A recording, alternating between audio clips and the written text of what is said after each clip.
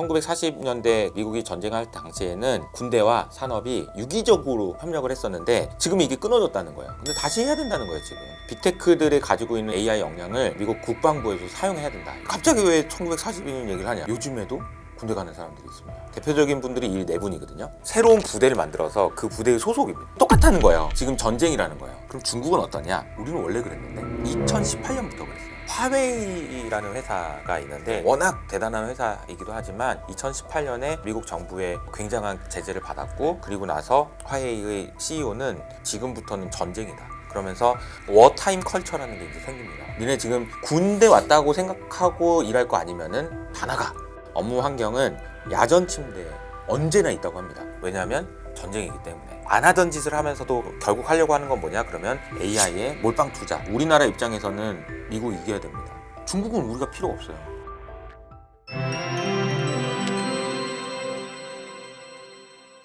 2025년 12월 이렇게 마지막 달에 대표님을 모시게 됐습니다. 한 해를 또 어떻게 바라보고 되돌아보고 계신지를 먼저 좀 여쭤보고 싶은데요. 네, 올해 너무 좋았죠. 네, 그래서 그쵸. 그 작년 이맘때쯤하고 비교해 보면 네. 정말 많은 것이 바뀐 것 같습니다. 그래서 특히 이제 국내 주식시장에 대한 이제 그 투자도 많이 하시고 또 미국도 많은 변화들이 있고 근데 제가 보는 변화는 네.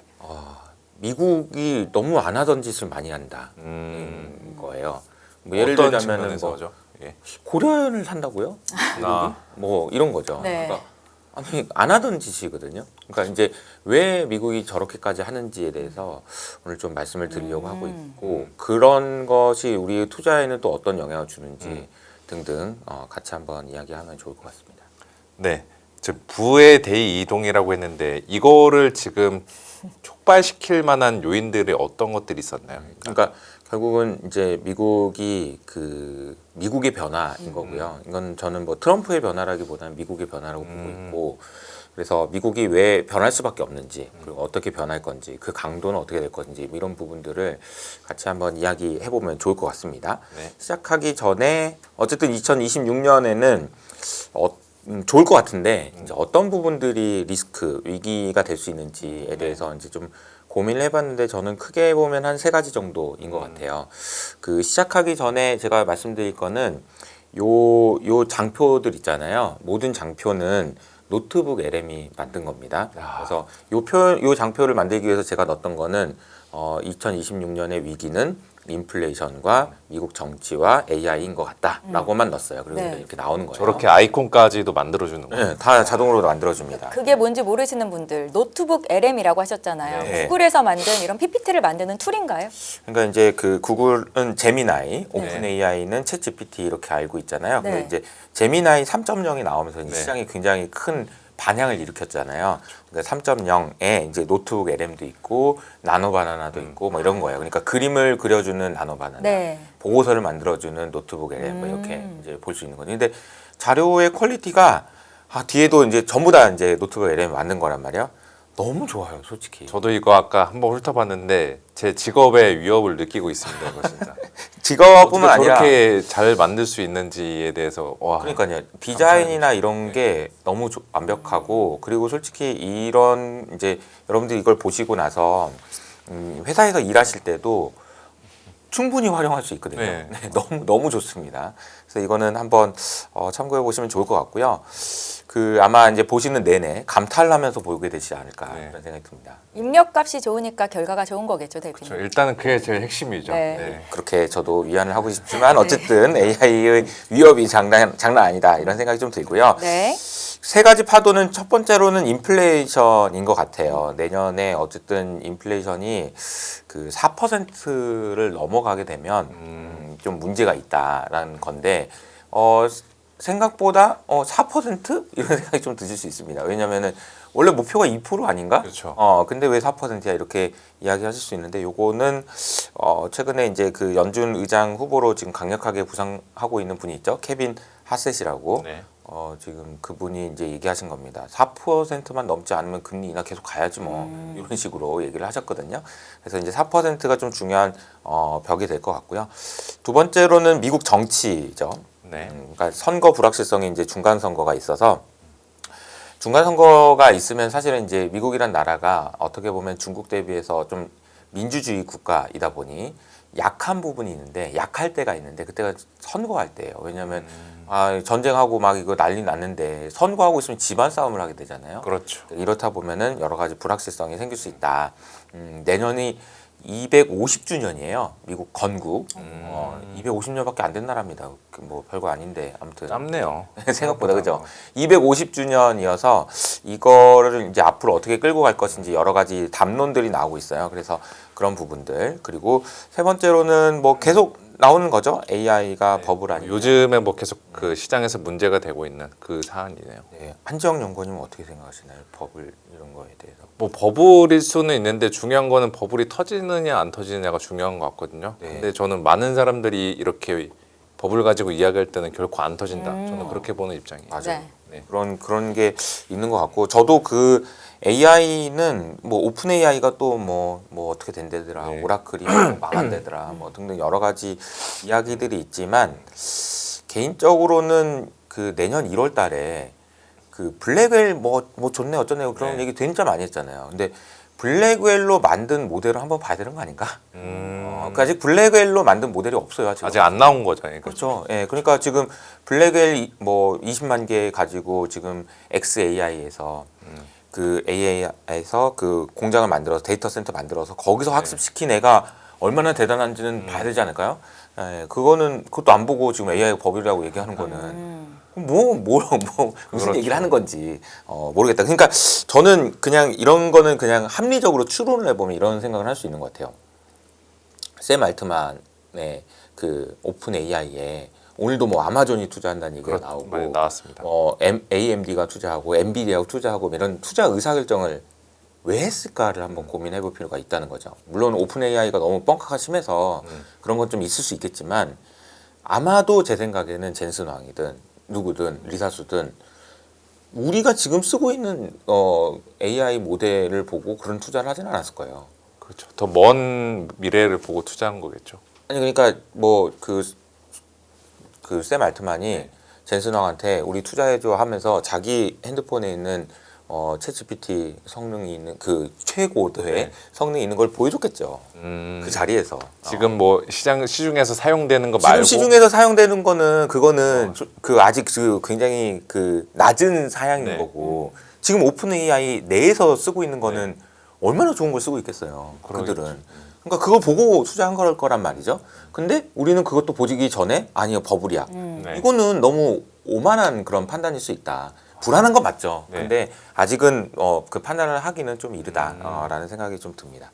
그래서 좀 지켜봐야 될 것 같고요. 2026년도에 변수 세 가지를 말씀을 하시는 거네요. 네네네. 중간 선거, 네. 또 AI 거품 우려, 여기에 인플레이션까지. 요 세 가지가 어떤 식으로 흘러갈지는 네. 좀 지켜보자. 그리고 아까 중간 선거 이야기할 때 지금 전쟁 중에 집안 싸움 이렇게 표현하셨잖아요. 전쟁이라고 하면은 뭐 지정학적인 전쟁은 아닌 것 같고 어떤 걸 좀 의미하고 계시나요? 패권 전쟁인 거죠. 미국과 중국이 저는 요새 보면은 두 나라가 거의 뭐 올림픽 경기하는 것처럼 막 엄청나게 그 경쟁적으로 이렇게 말 하고 있잖아요. 그래서 제가 이제 첫 번째 주제로 가져온 게 미국이 변했다 이건데 미국이 변했다라고 해가지고 제가 그냥효라고 해서 칠판에다 쓰는 그 15분짜리 영상에 링크만 노트북 LM에 주고 만들어 그러면 이제 한 5분에서 10분 정도 걸리거든요. 그러면 지금부터 보여드리는 장표가 그 노트북 LM에 만든 겁니다. 이 네. 링크 한 장만 링크 한 줄 딱 그 한 줄 넣으면 되는 거예요. 네. 다른 거 하나도 안 했습니다. 이런 그림이 나오는 거죠. 이제 뭐 103년 만에 고백, 영란은행의 비밀, 뭐 이거 제가 자주 말씀드리는 건데 영국에서 전쟁 때 돈 빌렸는데 돈 못 빌렸다는 거잖아요. 네. 그림도 이게 다 그린 겁니다. 어떻게 했는지 보니까 돈 풀었다는 거예요. 사실은 그때부터 돈 풀었다는 거고 이때 당시에 했던 이 기사에 나왔던 얘기가 저는 인상적이었던 게 뭐냐면은 그 전시에는 통화량 관리하기 되게 어렵다라는 얘기를 했고 실제로 지금도 거의 전쟁에 준하는 수준의 많은 변화들이 있다라는 걸 이제 말씀드리고 싶은 거예요. 그래서 다 이게 노트북 LM이 만든 그것은 겁니다. 전쟁이다. 그것은 전쟁이다. 중요하다고 생각했는지 빨간색으로 큰 글씨로 썼죠. 그래서 국가의 명운을 건 세대적 갈등의 총동원 체제로 돌입했다. 이렇게 이제 표현이 되어 있네요. 그래서 이제 어디 옛날 이야기를 좀 제가 그때 했었거든요. 네. 어떤 이야기냐면은 빌 루드센이라는 분이 있습니다. 이분은 1942년에 그 제너럴 모터스 GM 사장님이었어요. 근데 이제 전쟁 중이었잖아요. 42년에. 네. 그래서 뭐 빨리 만들어야 되는 거죠. 아, 무기가 계속 필요하고 뭐 보내주고 해야 되니까. 근데 생산량이 좀 떨어지는 겁니다. 생산성이 딸려요. 군대에서. 네. 그러니까 이제 어떻게 했냐면 그 당시 루즈벨트 대통령이 이분을 불러가지고 일로 와봐. 야, 군대 가가지고 좀 빨리 좀 만들게 좀 도와줘. 그랬더니 아, 저 좀 차 만드느라 바빠서 안 돼요. 그랬다는 거죠. 그랬더니 야, 그러면은 내가 별 3개 달아줄게. 이런 거예요. 그러니까 이게 일반 사장 하다가 네. 갑자기 삼성 장군이 돼서 군대에 들어갑니다. 군대에 들어가서 다 뜯어 고치는 거죠. 다 뜯어 고쳐요. 그래서 결국 뭐 전쟁이 이겼다 뭐 이런 이야기인 거죠. 갑자기 왜 1942년 얘기를 하냐. 근데 요즘에도 군대 가는 사람들이 있습니다. 그리고 어제도 트럼프가 군대를 동원한다, 1000명을 뽑는다 뭐 이런 얘기를 했어요. 대표적인 분들이 이 4분이거든요. 얼굴이 좀 약간 달라요. 근데 어쨌든 이거 다 그냥 AI가 그린 겁니다. 그냥 인들 아니에요? 그 일반인들? 일반인이 아니죠. 되게 그 유능하신 분들이죠. 그러니까. 팔란티어의 샴셴커라고 하는 CTO고요. 네. 메타의 앤드류라고 하는 CTO 그리고 오픈 AI에서도 2명이 군대 들어갔어요. 얼마 전에. 아, 근데 그 실존 인물 사진이 아니라는 말씀이세요? 거의 비슷하게 그려놓은 것 같아요. 네. 비슷하게 그려놓은 것 같아요. 그러니까 지금 입대를 그냥 한 거예요, 그냥. 근데 이게 입대라기보다는 새로운 부대를 만들어서 그 부대의 소속입니다. 지금. 네, 그 정도로 지금 이게 똑같다는 거예요. 그때랑 지금이랑. 지금 전쟁이라는 거예요. 전쟁이다. 그런 긴장감이 지금 감돌고 있다라는 거죠. 그래서 이것도 AI가 그린 거예요. 네. 펜타곤으로 실리콘밸리에 있는 사람들이 당시 1942년에는 물건을 많이 만드는 게 되게 중요했고 지금은 AI가 되게 중요하기 때문에 AI 만들기 위해서 실리콘밸리에 있는 천재들이 지금 펜타곤으로 들어가고 있다. 그런 얘기인 거죠. 그 아까 말씀드렸던 그 샴셴커 네. 이분이 이제 내년 3월달에 책을 쓰세요. 그래서 제가 그 책 내용을 좀 볼 수 있는 기회가 있어서 그 내용을 좀 봤는데 그 책의 제목이 총동원입니다.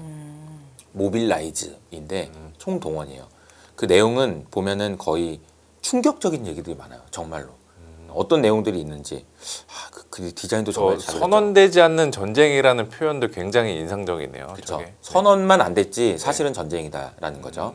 그래서 이분이 샴셴커인데 팔란티어의 CTO인데 CEO라고 잘못됐네요. 어쨌든 그 9.11 테러 이후로 이렇게 됐는데 이 모빌라이즈라는 책에서 이제 얘기하는 게 뭐냐면은 아까 말씀드린 대로 선언되지 않은 비상사태인데 아직 선언만 안 됐다 이런 거고요.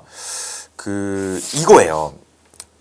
비어가는 무기고와 치명적인 의존성이라고 돼 있는데 이 말이 무슨 말이냐면은 샴셴커가 봤을 때 지금 미국과 중국이 전쟁을 하면 미국에 있는 무기들이 있잖아요. 네. 뭐 수십 년 동안 만든 무기죠. 그게 몇 주 안에 in weeks라고 표현되어 있는데 몇 주 안에 고갈된다고 이야기를 했습니다. 그리고 다시 채워넣는데 그보다 더 오랜 시간이 걸린다는 거예요. 그러면은 어떻게 되는 거죠? 질 확률이 높아지는 거죠. 무기가 떨어진다는 얘기잖아요. 그러니까 무기가 줄어드는 속도보다 채우는 속도가 느리면 무기가 떨어진다는 얘기잖아요. 그럼 진다는 얘기죠. 근데 여기에 조건이 하나 있는데 중국에서 핵심 부품을 조달받는다는 가정하에 만약에 핵심 부품을 못 받으면 만들 수도 없다는 얘기예요. 그렇네요. 예. 그래서 이게 그 굉장히 심각하다라는 이야기를 한 거죠. 그리고 펜타곤에 대해서 굉장히 비판적인 어조로 이제 이야기를 많이 하는데 이게 멈춰 있는 고급 스포츠카라는 거예요. 이거 있으면 뭐하냐. 지금 이거 만드는데 F-35 개발하는데 20년 걸렸는데 실리콘밸리에서는 그렇게 다 죽는데 니네들 진짜 한심하다 이런 얘기인 거죠. 실리콘밸리에서 20년 전이면 윈도우 2000이었는데 그러네요. 지금 도대체 실리콘밸리 얼마나 많은 것들이 바뀌었는데 지금 미국 정부 지금 뭐 하고 있는 거냐. 군대가 다 그거 문제다. 그러니까 GM의 사장님이 들어간 것처럼 다시 지금 들어가야 된다 이런 이야기를 하고 있는 거고 실리콘밸리에서 뭐 떵떵거리고 그 사는 개발자들 너네들 지금 정신 차려. 지금 미국이 지금 니네들도 없어. 이렇게 강하게 위협을 하고 있는 거라고 보시면 되겠습니다. 그리고 이제 전쟁 당시에 1940년대 그 미국이 전쟁할 당시에는 군산 협력, 그러니까 군대와 산업이 유기적으로 협력을 했었는데 지금 이게 끊어졌다는 거예요. 근데 다시 해야 된다는 거예요, 지금. 그래서 빅테크들이 가지고 있는 역량을, AI 역량을 미국 국방부에서 사용해야 된다, 이런 이야기를 하고 있다는 거죠. 이게 왜 저렇게 단절이 됐을까요? 그냥 단순히 돈을 버는 데에만 그 빅테크들은 더 집중하기 때문에 그런 거죠. 이게 이제 피터 틸이나 이런 사람들이 신랄하게 비판하는 게, 야, 뭐 저기 뭐 기껏 기술 개발해가지고 네. 인스타그램 같은 거 만들어서 뭐 사람들 뭐 그 자랑이나 하게 만들고 그게 무슨 인류를 위해서 도움이 되냐? 아니 우주를 가고 뭘 하고 도전적으로 인류를 위한 도전을 해야지. 뭐 하고 있는지 모르겠다 뭐 이러면서 이제 비판을 많이 하죠. 이제 피터 틸이. 네. 근데 실제로도 그렇기도 하고 뭐 군사 복합에 굉장히 많은 문제가 있죠. 예를 들어서 이제 좀 이따 말씀드리겠지만 스페이스X가 네. 미국의 국방부에서 나사에서 만드는 비행기, 아니 그러니까 우주선에 비해서 그 원가를 90% 이상 절감을 하거든요. 네. 그러니까 정부는 아무래도 무능하다는 거예요. 그러니까 뭔가 계속 안 돼도 그냥 돈 주고 그냥 세워라 내워라 하고 막 이런다는 거죠. 근데 실리콘밸리는 안 그렇다는 거죠. 실리콘밸리는 계속 전쟁이기 때문에 이 과정을 계속해서 하고 실리콘밸리의 우위를 미국 정부로 흘려 보내줘야 된다라는 게 이제 이분의 주장이라고 보시면 되겠습니다. 그럼 중국은 어떠냐? 중국은 우리는 원래 그랬는데 이런 거죠. 우리는 원래 그랬는데요. 언제부터 그랬냐면은 2018년부터 그랬어요. 화웨이라는 회사가 있는데 이 화웨이는 일반인들에게 많이 알려지지 않은 회사예요. 그러니까 워낙 대단한 회사이기도 하지만 2018년에 미국 정부의 굉장한 제재를 받았고 그리고 나서 그 화웨이의 CEO는 그때 이제 이렇게 이야기를 합니다. 지금부터는 전쟁이다. 이렇게 그들 입장에서는 그렇게 생각할 수 있겠네요. 지금부터는 전쟁이다. 어쩔 수 없다. 그러면서 워타임 컬처라는 게 이제 생깁니다. 화웨이 안에는. 그래서 대표적인 게 울프 컬처인데 늑대 문화인 거죠. 공격적으로 집단적으로 생존하는데 당시에 이제 직원들을 전부 다 자르고 니네 지금 군대 왔다고 생각하고 일할 거 아니면은 다 나가 이래가지고 진짜 그 남아 있는 사람들이 몇 명 안 되는데 남아 있는 사람들은 특공대라고 내부적으로는 부른다고 하더라고요. 그리고 이게 재밌는데 업무 환경은 야전 침대가 언제나 있다고 합니다. 네. 제가 얼마 전에 그 신영관 대표님이라고 네. 그 중국 담당하시는 그 대표님이 계시는데 그분이 화웨이 갔다 오시고 나서 소감을 말해줬는데 어떤 자리에도 침낭이 없는 곳이 없다고 하더라고요. 모든 직원들이 다 침낭이 있고 네. 언제든지 수시로 잤다가 바로 일할 수 있도록 그렇게 하고 있다고 하는 거죠. 근데 이 친구들이 어느 정도 천재냐면은 그러니까 우리가 알고 있는 북경대 뭐 이렇게 뭐 있잖아요. 네, 중국 유명한 대학교. 유명한 대학들 보면은 그 대학에 들어가는 애들은 학교 다닐 때 공부를 쭉 잘해가지고 뭐 이제 우리로 따지면 수능을 보고 대학 들어가는데 이 중에 막 초등학교 막 중학교 때부터 막 천재들이 있을 거 아니에요. 네. 얘네들은 이렇게 뺀다고 하더라고요. 트랙이 다르대요. 트랙이 달라서 이거는 국가에서 관리하는 천재. 이렇게 해서 아예 다른 트랙으로 다른 대학을 가서 여기서 이제 화웨이에 있는 출신들이 그 출신들이 굉장히 많고 그러니까 천재 중에 천재들이 정말 많은데 그 안에서 침낭 깔아놓고 일하고 있다는 거죠. 왜냐하면 전쟁이기 때문에. 그러니까 이게 되게 무시무시한 얘기입니다. 네, 그런 상황이라는 거고요. 그래서 이거를 비유를 하자면 이런 건데 지금 이것도 너무 잘 만들어가지고 제가 미국에서는 잠을 관리하는 천재고 중국은 침대를 펴는 천재다 이렇게 돼 있어요. 이게 잠을 관리한다라는 게 이게 무슨 얘기냐면은 제가 테슬라에서 일하시다가 이제 퇴직하시고 하신 분을 제가 인터뷰를 했는데 네. 실리콘밸리에서 일하는 사람들은 어떻게 일해요? 제가 물어봤어요. 네. 그러니까 엄청 업무 강도가 강하다고 하던데 어떻게 일해요? 그랬더니 근데 실리콘밸리에서도 생산성이 되게 좋은 그 일 잘하고 연봉 많이 받는 그런 사람들이 공통적인 특징이 있대요. 그게 뭐냐면은 수면에 대한 투자를 아끼지 않는다는 거예요. 이게 잠자는 시간을 줄이기 위해서 그러나 수면을 해야지 계속 생산성이 높으니까 침대를 6개월마다 최고급으로 무조건 바꾼다고 하더라고요. 양질의 수면을 위한 투자네요. 그렇죠. 그러니까 자동차는 오래된 거 타고 네. 막 그래도 잠자는 침대만큼은 습도와 이런 걸 완벽하게 이제 통제하고 이런 식으로 관리한다고. 그러니까 뭐 두세 시간 자도 약간 개운하게 자는 것처럼 최대한 그렇게 그렇죠. 만드는 거죠. 최대한 생산성을 쥐어짜는 거예요. 심지어 뭐 약간 그 마약성 그것도 진통제도 맞으면서 일한다는 얘기도 있어요. 약 먹으면서 일한다는 거죠. 예. 저 두 개 보니까 약간 신시대랑 구시대의 충돌 같은데요. 이게 진짜 중국은 딱 그 느낌이 그렇고. 네. 와. 근데 어쨌든 지금은 지금 막 그 시험 공부하듯이 네. 이 천재들이 지금 이렇게 하고 있는 거다 이렇게 볼 수 있다는 거죠. 근데 이제 보면은 우리나라는 이 과정에서 어떠냐라고 보면은 사실은 우리나라는 좋아요. 이 두 나라의 이런 그 경쟁 구도가. 왜냐하면은 미국은 지금 우리나라가 너무 필요한 거예요. 그러니까 고려한 사진 하는 거 보면 알잖아요.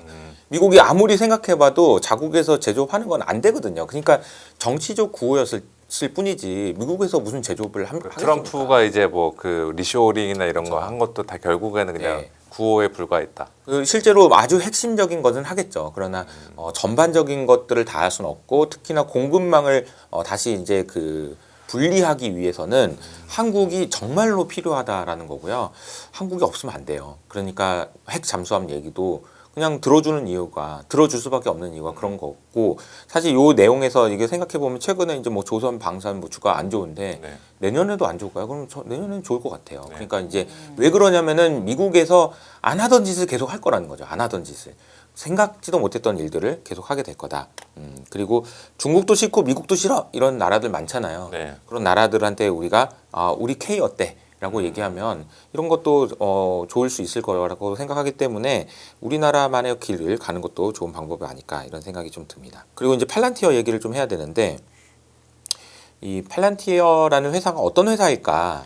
온톨로지를 통해서 뭘 만들려고 하는 걸까라고 생각해 보면 저는 이 팔란티어가 꿈꾸는 그 소위 말하는 TAM이라고 하죠. 토탈 어드레서블 마켓이라고 해서 어디까지 갈 수 있는가. 팔란티어의 서비스를 어디까지 쓰도록 할 것인가. 저는 이제 그 미국의 우방국한테 다 줄 것 같아요. 그러니까 쓰도록 할 것 같아요. 저런 온톨로지 정보까지. 기술들. 그렇죠. 말이에요. 예. 근데 온톨로지 뭐 지난번에도 설명드렸지만 이거는 쉽게 말씀드리면은 AI가 잘 알아먹도록 데이터를 잘 정리해 준 거라고 그냥 이해를 하시면 되거든요. 그러니까 세상을 정리한 거라고 생각을 하시면 됩니다. 그러니까 예를 들자면은 아무리 제가 이거 지금 AI가 만든 거거든요. 뭐 AI가 아무리 좋아도 나한테 맞는 AI가 있어야 되잖아요. 네네. 그러면 나를 AI한테 말을 해줘야 되잖아요. 설명을. 근데 나를 어떻게 설명할 거예요, 나를? 그러니까 기업은 또 어떻게 설명할 것이며.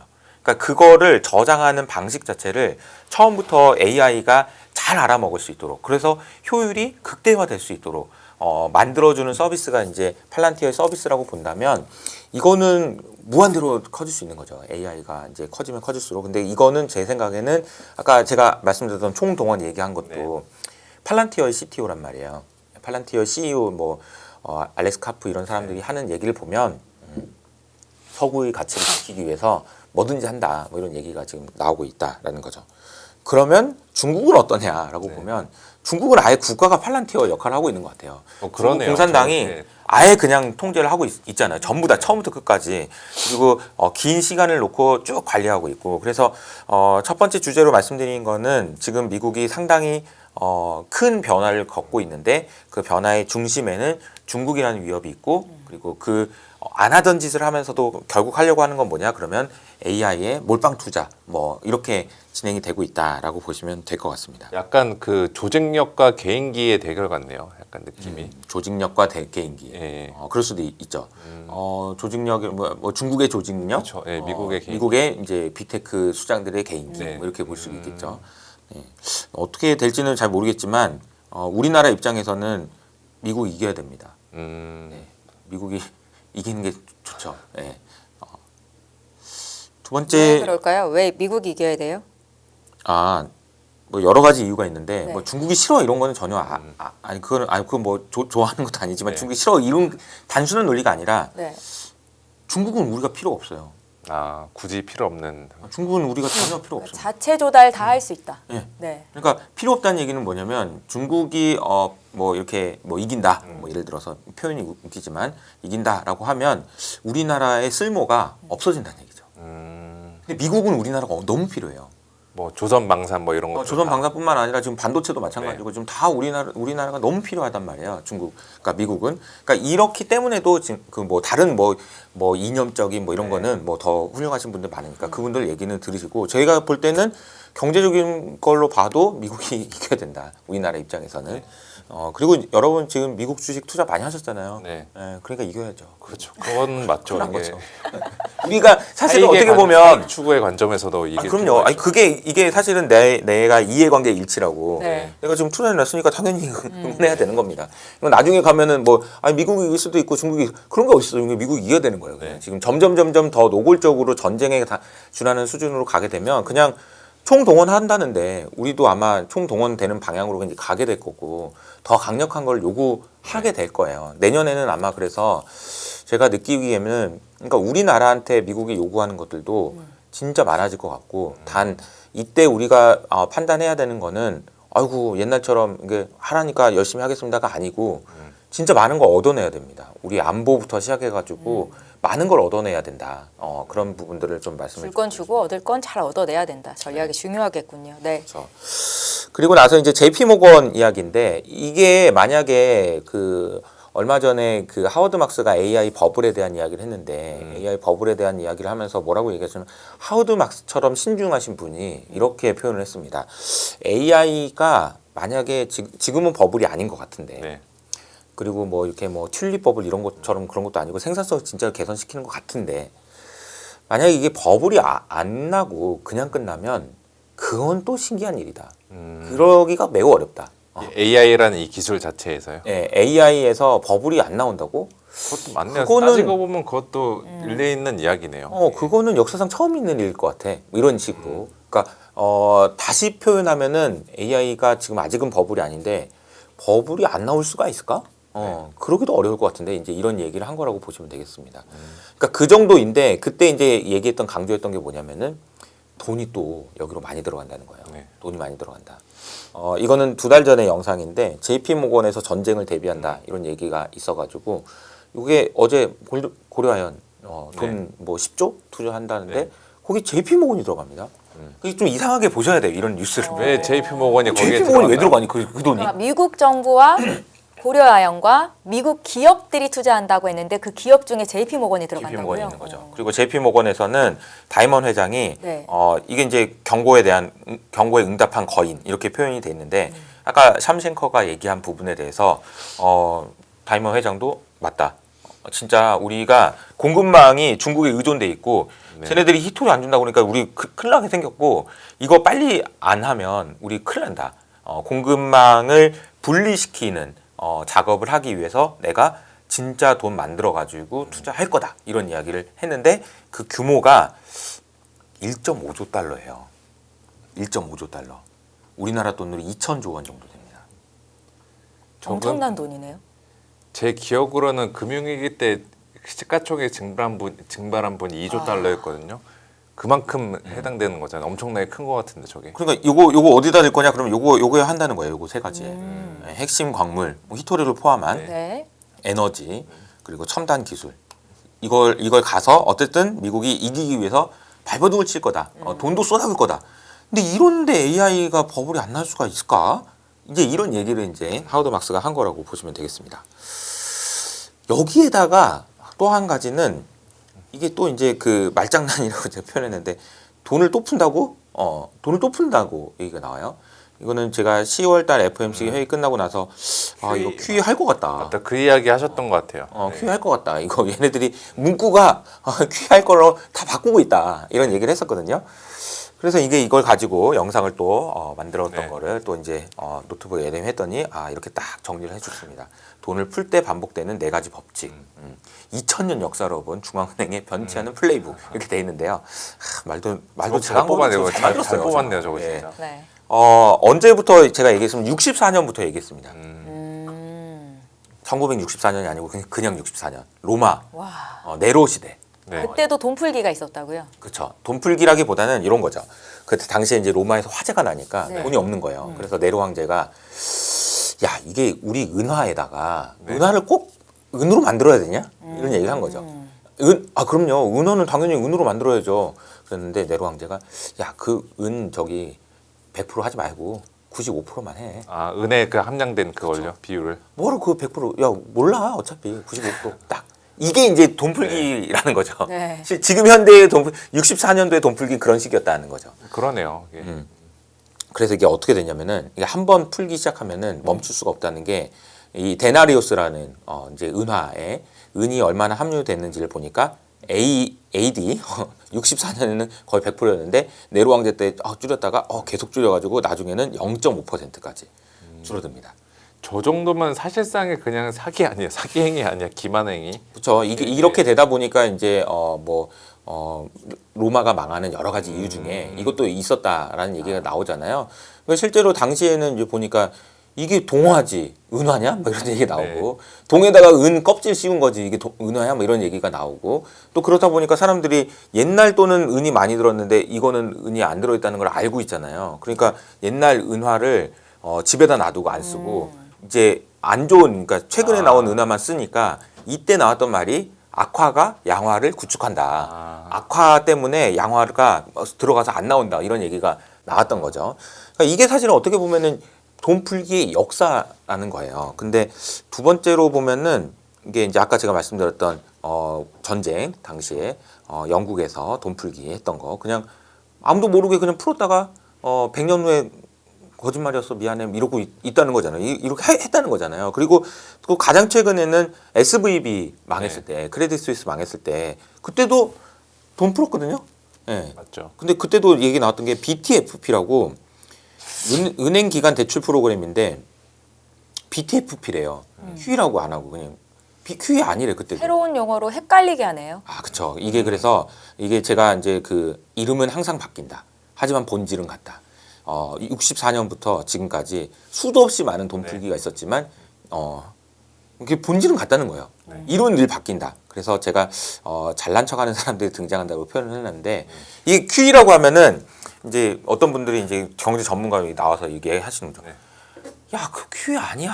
너 진짜 공부 좀 더 해. 이거 딱 FOMC 끝나고 나서 텔레그램에서 저런 이야기 엄청 많이 나왔어요. 네. 이거 QE 아니라고. 야, QE 아니라고. 야, BTFP야. 나 다시 따라해봐. BTFP. 야, 이번에 나온 거는 그 RMP. QE 아니야. 근데 이제 본질은 같다는 거죠. 본질은 같다.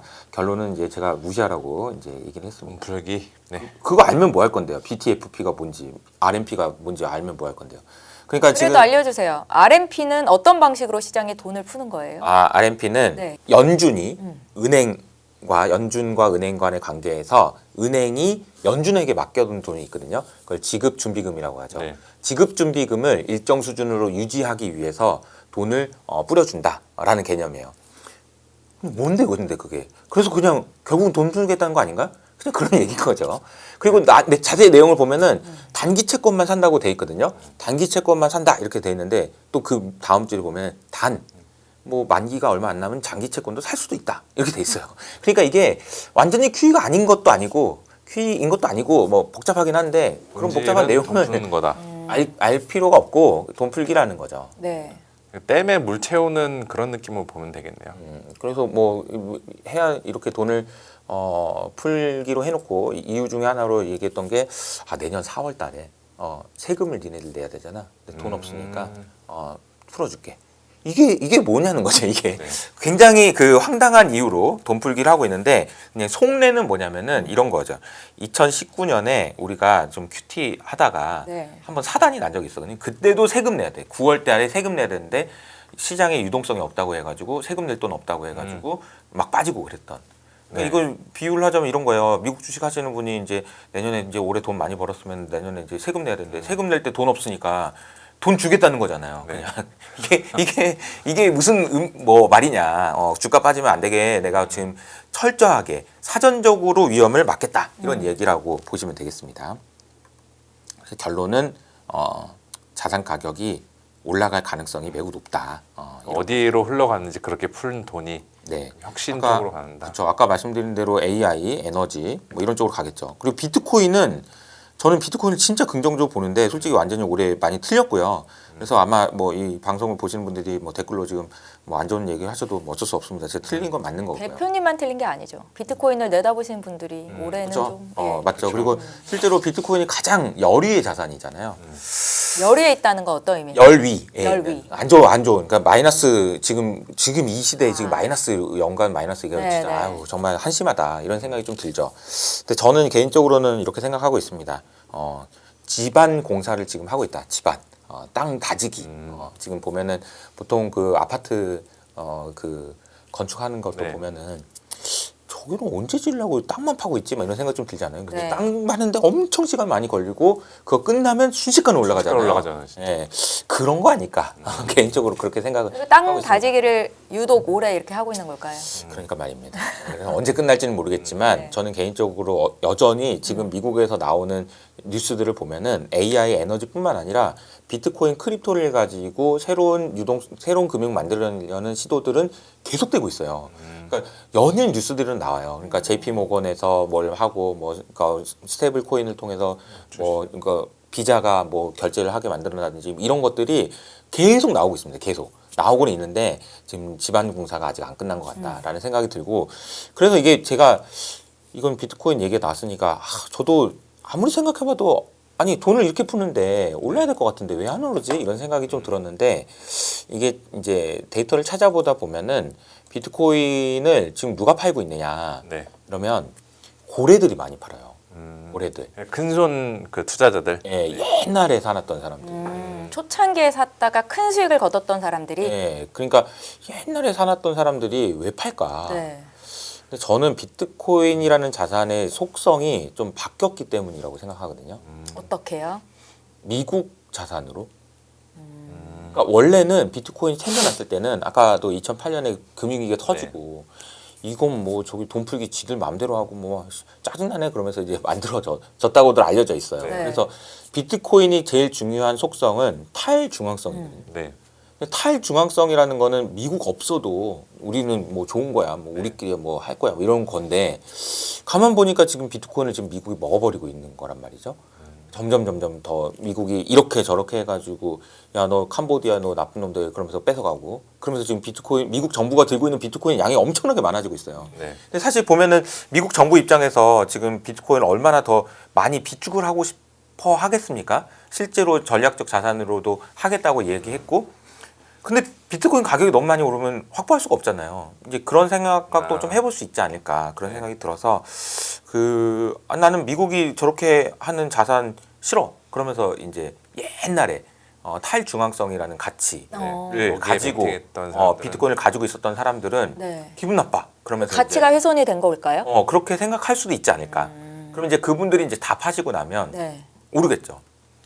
지방 공사를 그렇게 표현할 수도 있지 않을까 이렇게 생각을 하고 있습니다. 그래서 저는 뭐 내년에 비트코인 올해는 못 올랐으니까 내년에 많이 오르지 않을까.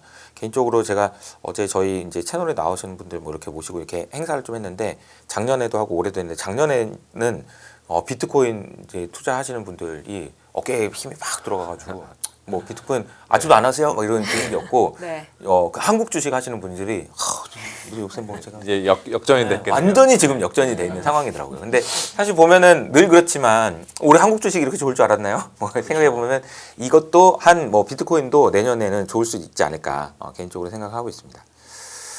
그리고 이제 테슬라 이야기를 좀 해보려고 하는데요. 이것도 이제 새로운 최근의 대장주로 떠오르고 있는 맞아요. 주식이죠. 지금 미국에서. 시가총액이 네. 사상 최고까지 올라왔고 왜 오르는 걸까요? 근데 테슬라는 테슬라는 일단은 전기차 판매량은 좀 주춤하잖아요. 내러티브가 있는 쪽이겠죠. 스페이스 X라든지 우주랑 로봇, 네. 자율주행 이런 것들이 잘 로봇 택시. 엮였고 때마침 이제 다른 AI 주들이 쉬고 있으니까 맞아요. 수급의 이동도 있는 것 같아요. 그런 것도 있는 것 같고. 근데 제가 그 테슬라 FSD가 우리나라에 들어왔잖아요. 네. 네네네. 타봤거든요. 오, 타보셨어요? 제가 지인분이 빌려주셔가지고 그래서 모델 S에 네네. FSD가 들어간 거를 제가 분당에서 이렇게 빌려가지고 네. 타고 왔습니다. 처음에 탔을 때는 딱 이제 누르면 이제 자동으로 운전하니까 무서워가지고 네. 중간중간에 벌벌벌 떨면서 테슬라를 처음 타보신 거예요? 아니 테슬라가 아니라 테슬라 FSD를 완전 처음 자율주행. 경험했어요. 완전 자율주행을. 네. 최근에 그래서 들었던 거. 최근에 한국에 풀렸거든요. 그래서 네. 오, 이게 덜덜덜덜 떠면서 아이고 잡고 개입을 계속 했거든요. 근데 이제 이틀을 빌려주셔가지고 네. 하루 이제 타고 저희 딸이랑도 타서 제가 영상도 올려놨어요. 네. 그러니까 FSD를 같이 타보고 딸한테 꼭 해주고 싶은 말이 네. 있다 하면서 제가 영상도 올려놨는데 그 점점 네. 의심이 사라집니다. 예. 그러니까 얘가 운전을 잘한다 이런 것도 되게 중요한데 제가 볼 때 중요한 포인트는 뭐냐면 얘가 문제의 상황을 스스로 극복한다. 궁리에서 극복한다. 이런 게 되게 중요한 것 같아요. 그리고 모드도 그러니까 아주 안전하게 운전하는 거 있고 난폭하게 운전하는 거 있어요. 모드를 5가지가 있거든요. 네. 난폭하게 운전하는 걸 하잖아요. 그러면은 예를 들어 이런 거 있죠. 아니 좌회전 차선을 여기 타야 되는데 좌회전 차선 길고 네. 여기는 비어 있어. 네. 그러면 이리로 가서 싹 하고 싶잖아요. 아, 그쵸. 그 욕구가 엄청나죠. 그거 있잖아요. 끼어들기. 합니다. 얘가. 아. 지가 여기 있다가 안 되겠다 이러면서 이리로 가요. 그 끼어들기를 안전하게 하나요? 네. 끼어들어요. 아. 그리고 끼어들기를 하다가 뒤에서 이제 못 갔어요. 그러면 얘 직진해야 되는데 뒤에서 빵빵할 거잖아요. 그럼 서 있습니다 그냥. 깜빡이 켜나요? 깜빡이 켜놓고. 그러니까 이게 저는 지능이 있다라는 느낌을 받는다는 거죠. 얘가 지능이 있구나. 네. 한국화 작업도 된 거네요, 사실상에. 어느 정도는 된 것 네. 같고. 그래서 그 이틀 동안 타고 나서 이제 분당으로 다시 갖다 줄 때는 단 한 번도 개입하지 않았어요. 단 한 번도. 네. 그러니까 이게 이미 FSD라는 것이 우리가 몰랐을 뿐 이미 지금 미국에서는 있는 상황이고 내년에 이제 미국에서 월드컵을 하잖아요. 네. 그때 다 보겠죠 사람들이. 이게 진짜 왔구나 이런 걸 알게 되지 않을까 이런 생각이 좀 들었습니다. 그래서 딸에게 꼭 해주고 싶었던 말씀이 뭘까요? 그게 궁금한데요. 딸한테 해주고 싶었던 말은 많은데 네. 아이폰 시대를 얘기를 하면서 아이폰 처음 나왔을 때 엄마랑 아빠랑 처음 만나가지고 아이폰 바꾸고 그랬었거든 뭐 이러면서 우리나라에 아이폰이 들어온 게 2010년이었어요. 네. 근데 미국에서는 언제부터 썼을까요? 2007년부터 썼습니다. 금융위기 터진 전후로 해가지고 아이폰이 나왔고요. 그 아이폰을 미국에서 쓴 사람들은 이건 대박이라고 얘기하고 네. 엄청나다고 얘기를 했었어요. 근데 이게 2010년 그러니까 이제 우리는 못 들어오게 막은 거죠. 뭐 이유는 뭐 삼성 때문에 막았는지 누구 때문에 막았는지 모르겠지만 못 들어오게 막은 거예요. 근데 들어왔을 때 사람들의 반응이 뭐였냐면 이런 반응이었어요. 그럼 뭐 OS가 있다던데 OS 있는 거 말고 뭐 좋은 게 있나? OS 뭐 할 건데 뭐 그걸로 뭐 이런 이제 분위기. 네. 그리고 아이폰 나는 그 아이폰 안 쓰고 싶어. 그러면서 이유로 나왔던 게 배터리 탈부착이 안 돼가지고 나는 별로야. 이런 이야기를 배터리 그거 갈아 끼고 막 해야 되는데 지금 생각해 보면 참 그 말도 안 되는 생각. 의미가 있나 싶. 그리고 아이폰은 그 DMB가 안 된대더라. 네. 나는 그 TV 봐야 되는데 네. 안 돼. 그러면서 비판을 하고 당시에 이제 삼성전자에 계시는 많은 분들도 아니 우리가 속도는 더 빠릅니다. 그러면서 이제 자신감 있게 그리고 이제 그때 망했던 노키아는 이렇게 얘기했죠. 전화기로 통화만 하면 되지 뭐 쓸데없이 저기 네. 전화 통화하는 거에다가 인터넷 좀 하는 거 붙여놓으면 되지 무슨 전화기에다 그렇게 그러다가 망한 거예요. 그러니까 이 상황을 우리가 지금 테슬라가 지금 FSD가 들어온 상황이랑 이제 오버랩해서 보면 FSD는 지금 미국에서 지금 이미 많이 상용화가 돼 있고 이미 거의 완성 단계에서 지금 우리한테 온 거란 말이에요. 네. 그럼 어떻게 바뀔까 이런 생각을 해봐야 된다는 거죠. 그럼 이제 테슬라 뭐 FSD 뭐 그거 해봐야 뭐 얼마나 되겠어. 이런 이제 밸류에이션 어떻게 해야 되지? 뭐 우버의 가치가 이러니까 뭐 이 정도 해야 되나? 뭐 이런 식으로 이제 계산할 거 아닙니까? 네. 그러니까 비슷한 계산을 이제 생각을 해보면은 제가 이제 자주 이야기하는 비유가 카카오를 생각을 해보면 네. 카카오가 처음 났을 때도 이거 뭐 공짜로 문자 보내게 해주는 게 뭐가 그렇게 대단하냐? 이러면서 그 한번 계산해 볼까? 그러면서 이제 계산했던 방식이 지금 현재 문자 보내는데 사람들이 돈을 얼마나 쓰는지 계산해 보자. 네. 왜냐면 그때는 이제 문자를 건당 30원, 건당 30원 막 이랬잖아요. 50원 그래서 이랬죠. 네. 30원씩 뭐 보내봐 뭐 이렇게 해가지고 하는 거 그리고 곱하기 근데 뭐 카톡이 뭐 점유율 50% 한다 치자 뭐 그래서 그 성장을 얼마나 한다 치자 에이 그래봤자 얼마 안 되는데 이런 식으로 계산한단 말이에요. 그러니까 지금 테슬라의 로보택시도 그렇게 계산할걸요. 지금 뭐 택시비 얼마야? 그래 그거 뭐 얼마나 차지한다 하자. 근데 그게 뭐 대단하냐? 이렇게 이제 볼 거라는 거죠. 근데 지나놓고 생각해 보면 카카오의 가치가 그냥 문자인가요? 본질은 그게 아니에요. 본질은 그게 아니에요. 그러니까 카카오가 그 플랫폼이 되면서 네. 이제 이 안에서 사람들이 많은 시간을 보내면서 이 안에서 많은 경제 활동을 하게 된 것이 카카오의 가치인 거잖아요. 네네. 그런 거랑 비슷하게 우리가 생각을 해보면 로보택시의 가치를 우리가 이제 어떻게 평가를 할 수 있는가? 그건 우리가 알지 못하는 다른 가치들이 나올 가능성이 있다. 이렇게 생각할 수 있다는 거죠. 이제 그런 부분들이 반영되기 시작한 것 아닐까. 저는 이제 그런 생각을 좀 하고 있습니다. 거기에다가 이게 스페이스X 이야기가 나오고 있잖아요. 네. 그래서 저는 이 스페이스X와 관련돼서 이런 생각을 좀 해보시는 게 중요할 것 같아요. 요거 그림을 한번 보면서 설명드리면 중국과 미국의 차이를 이제 어떤 분이 이렇게 설명을 해주셨는데 중국은 우리가 생각하는 거를 세계에서 제일 잘 만든다. 우리가 생각할 수 있는 거. 근데 미국은 생각지도 못한 걸 한다. 생각지도 못한 무엇인가를 만들어내는 건 미국이다. 그러니까 혁신. 그쵸. 네. 그렇죠. 그러니까 다시 말하면은 0에서 1로 가는 혁신인 거죠. 0에서 1로 가는 혁신이 진짜 가치가 있는 거고 네. 1에서 n으로 가는 혁신은 덜 가치가 있는 거라고. 그게 중국이라는 거예요. 그렇죠. 그러니까 피터 틸이 얘기하는 제로 투 원이 네. 그거거든요. 그러니까 0에서 아무것도 없는 거에서 완전히 새로운 걸 만들어내는 것이 가치가 있다는 거예요. 한번 만들어진 거를 더 빨리 만들고 더 확산시키는 거, 이것도 중요하죠. 근데 그것보다는 0에서 1로 만드는 게 더 중요하다는 얘기를 했는데 예를 들자면 이런 거예요. 로켓 발사 비용을 중국도 낮추고 싶었어요. 그래서 로켓을 많이 쏘고 싶었어. 그래가지고 미국만큼 우리도 거의 따라왔어. 아니야 우리가 더 싸. 막 이렇게 이제까지 따라왔어.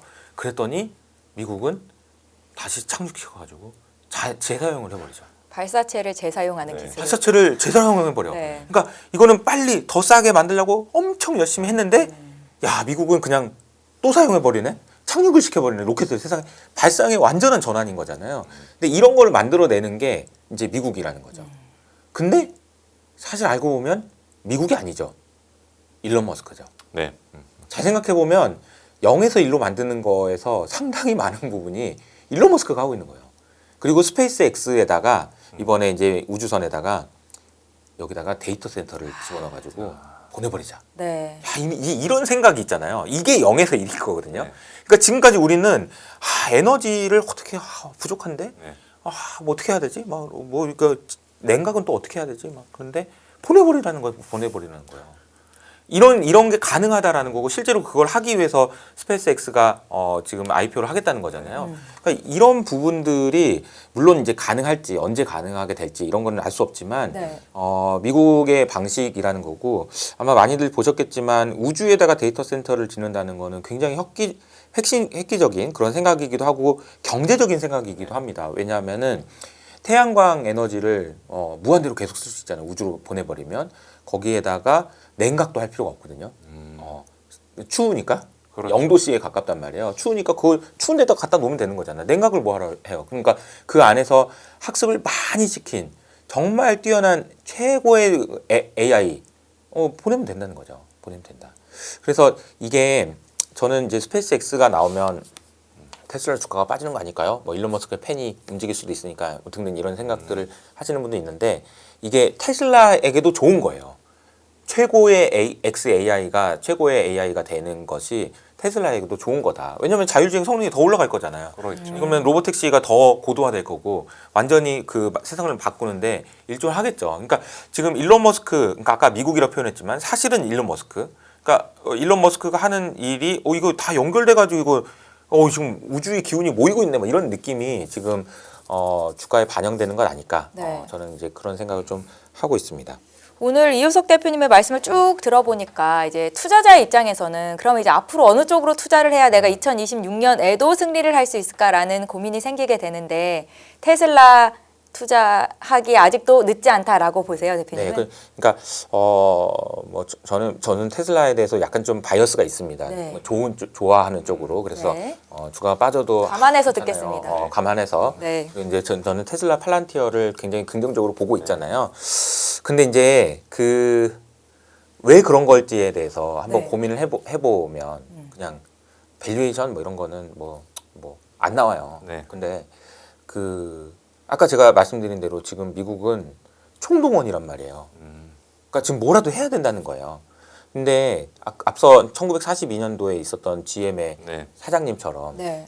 어쩌면 팔란티어라는 기업이, 어쩌면 테슬라라는 기업이 중국과의 그 격차를 벌려내기 위해서 반드시 필요한 기업이라는 생각이 들고, 그렇기 때문에 이 두 기업에 대한 트럼프 정부가 아니라 미국 정부의 전폭적인 지원이 앞으로 있을 가능성이 크다라고 저는 생각을 하고 있습니다. 그래서 그 예를 들자면은 우리나라에 갑자기 FSD가 왜 허용이 됐을까?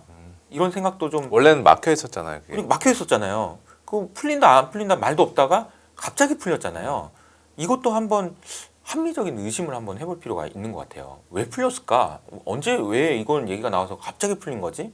이렇게 보면 좀 있으면은 일본도 풀리고 유럽도 풀리고 동남아도 풀린단 말이에요. 네. 근데 이게 보면은 어쩌면 관세 협상할 때 트럼프가 그것도 너라고 얘기했을 가능성이 일단 합리적 추론이 가능하다는 거예요. 그러니까 물론 지금 관세를 어떻게 하는지 이런 것도 중요하지만 사실 아까 말씀드렸던 로보택시가 FSD가 우리나라에 돌아다니고 있다는 거는 그 정보를 미국에 있는 데이터가 아니라 한국에 있는 데이터를 가져가는 역할을 하는 거거든요. 그러니까 사실은 미국이 더 좋은 데이터를 가져가기 위해서는 데이터 싸움이에요. 지금 중국은 지금 로보택시 이미 막 돌아다니고 있단 말이에요. 엄청난 데이터가 지금 쌓이고 있다고요. 근데 지금 미국은 미국 내에서만이 아니라 전 세계적으로 지금 데이터를 확보하기 위해서는 풀어야 된단 말이에요. 네. 근데 이게 지금 만약에 일론 머스크랑 트럼프가 싸우지 않았더라면 이거 너무 대놓고 밀어주는 거 아니야? 이런 얘기가 나올 수 있지만 싸우는 척해서 인 것 같은데 싸우는 척하고 뒤로는 엄청나게 도와주고 있다. 자율주행과 관련된 법안도 다 풀어주고 있고 AI와 관련된 규제도 다 풀어주고 있습니다. 지금.